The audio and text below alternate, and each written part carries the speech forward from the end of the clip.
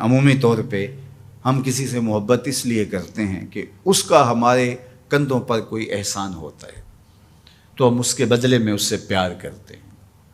ٹھٹھرتے موسم میں جب بدن سردی سے کپ کپا رہا ہو اور کوئی بندہ دودھ کا گرم گلاس پیش کر دے، چائے کی پیالی پیش کر دے، تو ساری زندگی اس کا احسان نسلی شخص کو نہیں بھولتا۔ تو کسی کا احسان جو آپ کے کندھوں پر ہو، آپ اس کے احسان کے بوجھ تلے دبے رہتے ہیں۔ یار اگر کسی سے اس لیے پیار کیا جاتا ہے کہ اس کا آپ کے ذمے کوئی احسان ہے، تو مجھے بتاؤ کائنات میں اتنے احسان کسی کے ہو سکتے ہیں جتنے آمنہ کے لال کے احسانات ہیں؟ ہم حضور کے احسانات کے بوجھ تلے دبے ہوئے ہیں۔ میں یہ بات اکثر کہا کرتا ہوں کہ ہمارے بدن پہ اتنے بال نہیں ہیں جتنے رسول اللہ کے احسانات ہیں۔ ہم اپنے وجود میں بھی ان کے مرہون منت ہیں۔ اگر وہ جلوہ گر نہ ہوتے اس کائنات کو خلعت وجود ہی نہ ملتا۔ یہ دنیا بنائی ہی گئی حضور کے لیے۔ انسانیت مقروض ہے جناب رسالت مآب صلی اللہ علیہ وآلہ وسلم کی۔ کیا آپ نہیں جانتے کہ باپ اپنی بیٹی کو زندہ درگور کر دیتا تھا؟ تو بتاؤ یہ کتنا بڑا ظلم تھا۔ اور میرے اور آپ کے آقا و مولا نے اس زمانے میں جب بیٹیوں کو زندہ درگور کر کے باپ فخر کر رہا تھا، فرمایا لوگوں سن لو میری فاطمہ میرے جگر کا ٹکڑا ہے۔ کسی سے اس لیے پیار کیا جاتا ہے کہ وہ صاحب کمال ہے۔ مشاہیر سے لوگ اسی لیے پیار کرتے ہیں، بڑے بڑے سائنسدانوں سے، بڑے بڑے ہیروز سے، قائدین سے، اہل علم سے لوگ اس لیے پیار کرتے ہیں کہ وہ صاحب کمال ہیں۔ تو کوئی لاؤ نا ایسا صاحب کمال جس نے انگلی کا اشارہ کیا ہو چاند ٹکڑے ہو کے قدموں میں آیا۔ کوئی لاؤ نا ایسا صاحب کمال جس کے ہاتھ اٹھے ہوں سورج پلٹ کے عصر کے وقت پہ آیا ہو۔ کوئی لاؤ نا ایسا صاحب کمال جس نے اشارہ کیا ہو درخت قدموں میں آ کے سجدہ ریز ہو گئے ہوں۔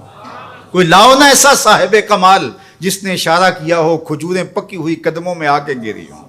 او سڑیاں کھجوراں اگا جان دائے، او پتھراں نو کلمے پڑھا جان دائے، قطرے کو سمندر ذرے کو ستارہ کرتے ہیں، کونین کو خم آ جاتا ہے جب زلف سنوارا کرتے ہیں۔ کوئی لاؤ تو صحیح زمانے میں ایسا۔ اچھا کسی سے پیار اس لیے بھی کیا جاتا ہے کہ مستقبل میں اس کی کوئی ضرورت پیش آنی ہوتی ہے تو بندہ تعلق رکھتا ہے۔ تو اگر یہ غرض ہے محبت کی تو بتاؤ نزع سے اوکھا ویلا ہو سکتا ہے؟ بتاؤ حشر سے کوئی اوکھا ویلا ہو سکتا ہے؟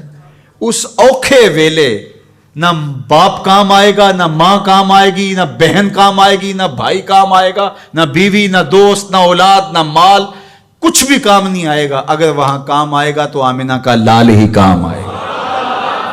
تو پھر آؤ نہ ان سے محبت کا رشتہ جوڑتے ہیں۔ کسی سے اس لیے پیار کیا جاتا ہے کہ وہ سونا بہت ہے۔ اچھا یہی معیار ہے اگر کسی سے محبت کا، اور یہی سب سے بڑا داعیہ ہے محبت کا، تو آؤ پھر اس سے پیار کریں۔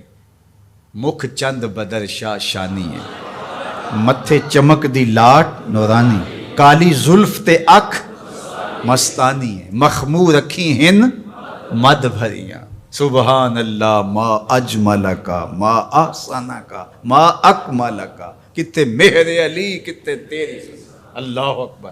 آؤ پھر ان سے پیار کیجئے۔ اور محبت کا ایک تقاضا یہ بھی بیان کیا گیا، حب کا شیء اکثر ذکر ہو، بندہ جس سے محبت کرتا ہے کثرت سے اس کا ذکر کرتا ہے۔ کوئی بہانہ تلاش کر لیتا ہے، کوئی راہ تلاش کر لیتا ہے، کوئی سلیقہ کوئی طریقہ ڈھونڈ لیتا ہے ذکر کا۔ جو کسے دا عاشق ہوئے گل اسے دی کردہ، میاں صاحب کا لہجہ دیکھیے، جو کسے دا عاشق ہوئے گل اسے دی، سو مکر بہانے کر کے مرنے ہو دے مردہ۔ تو جس سے محبت ہوتی ہے تو بندہ پھر اسی کی بات چھیڑتا ہے، اسی کا تذکرہ چھیڑتا ہے۔ کثرت ذکر قرار جاں کا سبب اور ذریعہ ہے، اور تسکین کا سبب اور ذریعہ ہے۔ محبت کا ایک تقاضا محبوب کی اطاعت اور فرما برداری ہے۔ جس سے بندہ پیار کرتا ہے اس کی بات بھی مانتا ہے، اس کے انداز کو اختیار کرتا ہے، اس کے طرز زندگی کو اپنے زندگی میں اتارنے کی کوشش کرتا ہے۔ وہ کیسی محبت ہے کہ محبت ہو اور محبوب کی مخالفت ہو رہی ہو۔ میں اور آپ غور کریں ہمارا کیا کیا حضور کو پسند نہیں۔ سر کی چوٹی سے لے کے پاؤں تک اپنے آپ پر غور کریں، اپنی شادی بیاہ سے لے کے عقیقے ولیمے تک اپنے انداز زندگی پہ غور کریں، اپنے بچپن سے لے کے بڑھاپے تک اپنی زندگی پہ غور کریں، اپنے کاروبار سے لے کر کے طرز معاشرت پر غور کریں، حضور کے نام کے نعرے لگاؤ، حضور پہ درود پڑھو، حضور کے حسن کا ذکر کرو، حضور کی نعتیں پڑھو، محافل سجاؤ، حضور کے لیے قربانیاں پیش کرو، لیکن کیا ہم اپنے جذبات کی قربانی نہیں دے سکتے؟ اپنی زندگی کو ان کی محبت کے سانچے میں نہیں ڈال سکتے؟ اگر ہم نہیں ڈال سکتے ہیں تو پھر ہماری محبت ابھی خام ہے، ابھی کچی ہے۔ یہ ربیع الاول کا موسم یہ ہمیں موقع فراہم کرتا ہے۔ کثرت ذکر محبت کی نشت کا سبب ہے، حضور کے جمال کا تذکرہ حضور کی محبت کی نشت اور نہضت کا ذریعہ ہے، حضور کے فضائل و مناقب کی باتیں سننا حضور سے پیار کو بڑھانے کا ذریعہ ہے، اور پیار جب پیدا ہوتا ہے تو پھر اس کا لازمی نتیجہ عمل اور عملی زندگی بھی ہے۔ اس لیے اس موسم کو بھرپور گزاریے گا، اچھے انداز سے گزاریے گا، اور میلاد کے نام سے کسی خرافات سے اپنے آپ کو محفوظ رکھیے گا۔ یہ دھوم دھڑکے، یہ ڈھول باجے اور یہ رسے باندھ کر کے راستوں کو بلاک کر کے لوگوں کو اذیت پہنچانا، یہ میرے نبی کا طریقہ نہیں ہے۔ خوبصورت انداز سے گھروں میں درودوں کی محافل سجائیے گا، اپنے بچوں کو بٹھا کے سونے محمد پہ درود پڑھیے گا، مساجد میں حضور کے ذکر کی محافل کیجیے گا، صدقہ و خیرات کیجیے گا، اپنی ہمسائیگی پر، اپنی رشتہ داری پر غور کیجیے گا، اور جہاں ضرورت ہو وہاں آپ ان کی مدد کے لیے پہنچیں۔ یہ میرے حضور کا طریقہ اور یہ حضور کا انداز ہے۔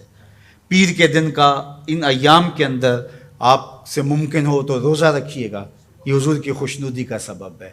اللہ کے حضور شکرانے کے نوافل ادا کیجیے گا۔